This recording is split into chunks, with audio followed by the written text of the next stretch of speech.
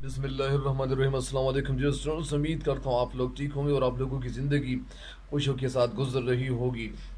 तो आज मज़ीद अशआर की तशरीह की तरफ आप लोगों को लिए चलता हूँ। लेकिन ये जो किताब है आज, तो ये तफसीर की किताब है, उर्दू की किताब है। और इस किताब में कुछ अशआर की तशरीह रह गई थी। और मीर अनीस की जो नज़्म है, और ये क्या है, इस नज़्म का जो उन्वान है दुर्र मुराद।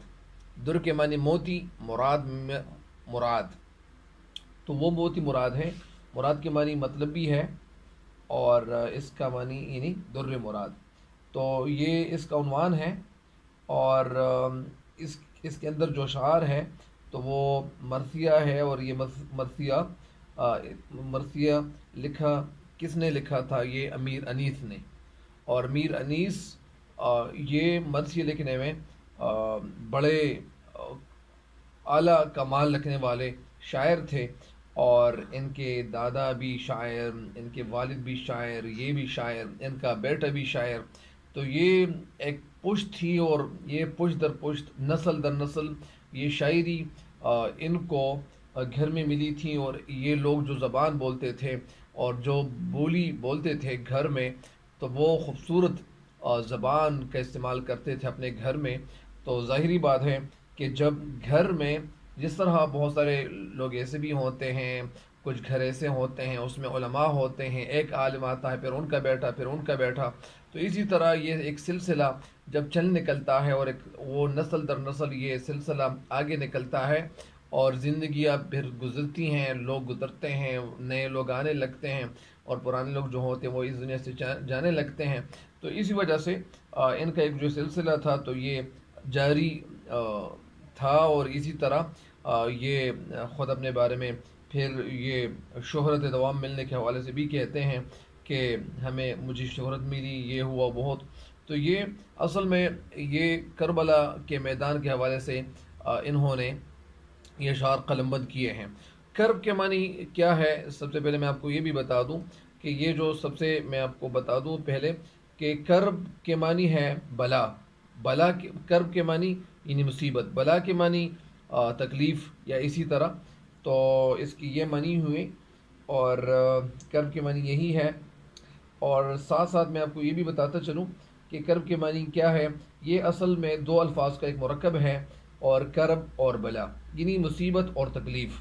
बला के मानी तकलीफ़ है। तो करबला ये असल में क्या है? ये इराक़ का एक मशहूर शहर है। ये वो मकाम है जहाँ 10 मुहर्रम 61 हिजरी को हज़रत इमाम हुसैन रज़ी अल्लाह ताला अन्हु ने अपनी उस साथियों समेत यजीदी लश्कर से जंग की। यजीदी लश्कर की तादाद 4000 थी। कितनी थी? 4000 थी। इस जंग में हज़रत इमाम आली मकाम रज़ी अल्लाह ताला अन्हु अपने साथियों के साथ शहीद हो गए। इनको शहीद किया गया। सिर्फ आपके परजन ज़ैनुल आबिदीन अली इब्न हुसैन रज़ी अल्लाह ताला अन्हु बीमारी की वजह से वो बच गए थे। और मैं आपको ये भी बताता चलूँ कि अगर वो बीमार ना होते तो ज़ाहिर बात है कि वो भी शहीद हो चुके होते, क्योंकि सहाबा किराम रज़ी अल्लाह ताला अन्हुम अजमईन ये जो थे तो ये मोहसिनी डरते थे, मौत से बिल्कुल गले लगाते थे। और फिर ये तो हज़रत हमारे प्यारे आका नमदीर नामदार हज़रत हबीब किरदार हज़रत ख़ातिमुल अंबिया सल्लल्लाहु अलैहि वसल्लम के नवासे थे। तो ज़ाहिरी बात है कि इनके अंदर जो जोश होता था या जो शौक़ होता था। और फिर ये लोग तो डरते नहीं थे, सहाबा किराम रज़ी अल्लाह ताला अजमईन।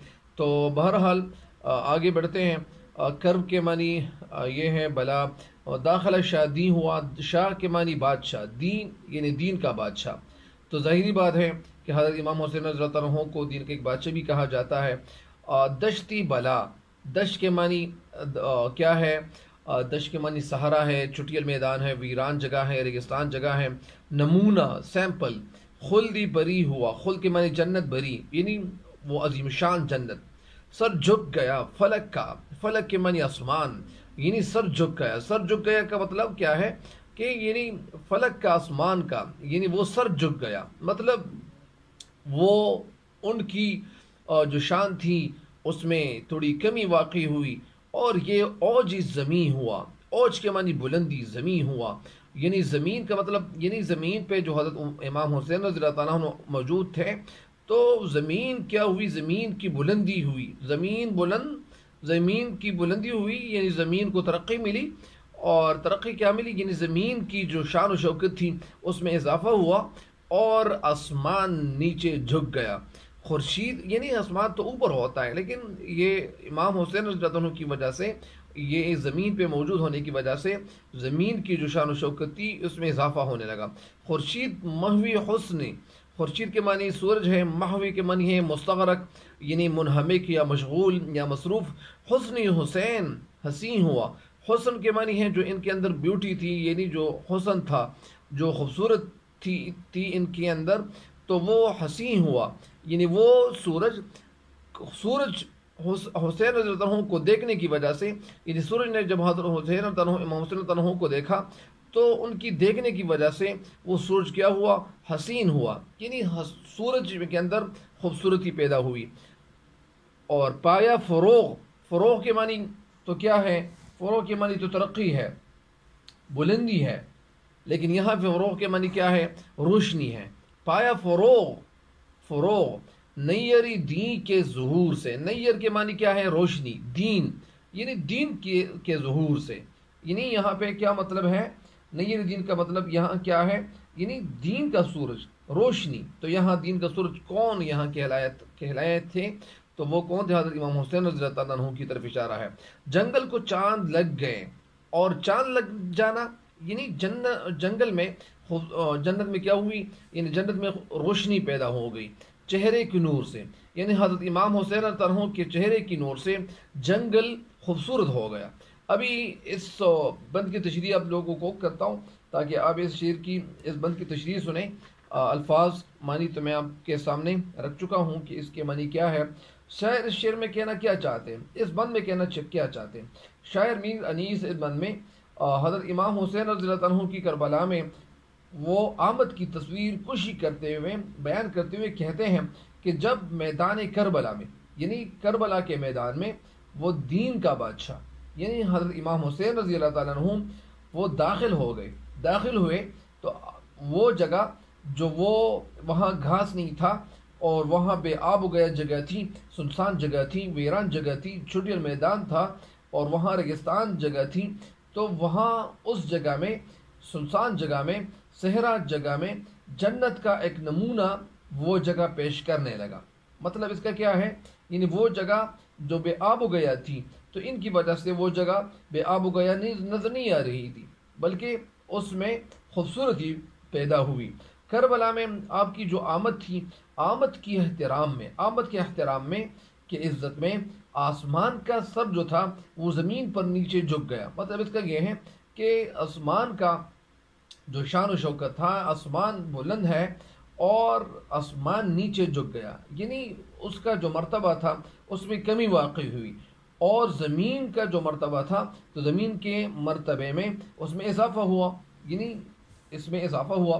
اور سورج کیا تھا، خورشید، یعنی خورشید کیا تھا، یعنی سورج کی طرف اشارہ کرتے ہیں، یعنی حضرت امام حسین رضی اللہ تعالیٰ عنہ مقام جس جگہ پہ موجود تھے، اس مقام پہ جب موجود تھے، تو اس جگہ پہ ان کی موجودگی کی وجہ سے وہ حسن و جمال دیکھ کر، یعنی جب سورج نے ان کے حسن و جمال کو دیکھا، ان کی خوبصورتی کو وہ سورج نے دیکھا، تو پھر کیا ہوا، ان کے اندر جو خوبصورتی تھی، تو وہ سورج جو تھا وہ محو حیرت ہوا، یعنی وہ حیران ہوا، وہ کیا ہوا، حیران ہو گیا اور حیرت زدہ ہو گیا، بلکہ اس کا جو چہرہ تھا سورج کا سرخ ہو کر چمکنے لگا۔ مطلب اس کا یہ ہے کہ سورج کے اندر روشنی میں اضافہ ہوا اور اس کی خوبصورتی میں اضافہ ہوا۔ سورج کی یہ جو روشنی تھی، جو چمک دمک، اور وہ کیا تھا، کہاں سے آیا تھا، وہ دین کے سورج، یعنی حضرت امام رضی اللہ تعالیٰ عنہ کی وجہ سے سورج کی روشنی میں اضافہ ہوا تھا، اور آپ کا جو چہرہ، آپ کے چہرے پر نور کی وجہ سے جنگل کے حسن میں بھی اضافہ ہونے لگا۔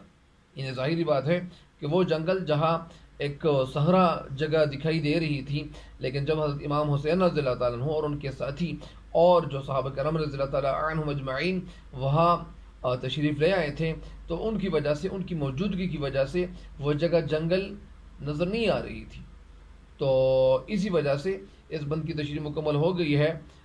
مجھے امید ہے، یعنی پایا فروغ نہیں ہے دی کے ظہور، جنگل کو چاند لگ گئے چہرے کی نور سے، اور جنگل کو چاند لگے مطلب یعنی جنگل کی خوبصورتی بڑھ گئی، اور جب حضرت امام حسین رضی اللہ تعالیٰ عنہ جنگل میں داخل ہوئے اور ان کے ساتھی جنگل میں داخل ہوئے، تو یہ اس بند کی تشریح تھی۔ مجھے امید ہے کہ آپ اس بند کی تشریح سے فائدہ ضرور اٹھائیں گے۔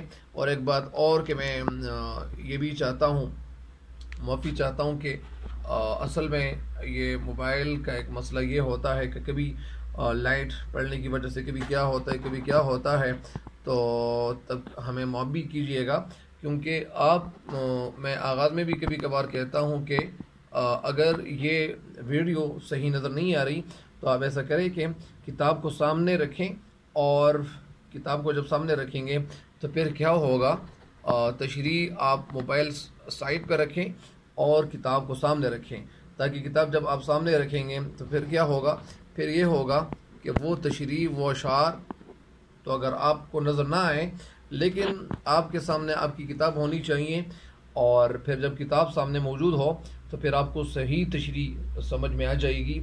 اور میں اس کے لیے میں معافی چاہتا ہوں، اور میں معذرت خواہ ہوں، میں معذرت کرتا ہوں۔ تو اللہ تعالیٰ آپ لوگوں کو خوش رکھیں، آپ لوگوں کو اللہ تعالیٰ آباد رکھیں، دنیا اور آخرت دونوں جہانوں کی خوشی اللہ تعالیٰ آپ سب کو نصیب کر دیں اور نصیب کریں۔ ہمیں بھی دعاؤں میں یاد رکھیں، ہمیں دعاؤں کی ضرورت ہوتی ہیں، اور ہمیں ہمیشہ دعاؤں میں یاد رکھیں۔ اللہ تعالیٰ آپ کو جزائے خیر دے، اور تب تک کے لیے اجازت چاہتا ہوں۔ اللہ نگہبان۔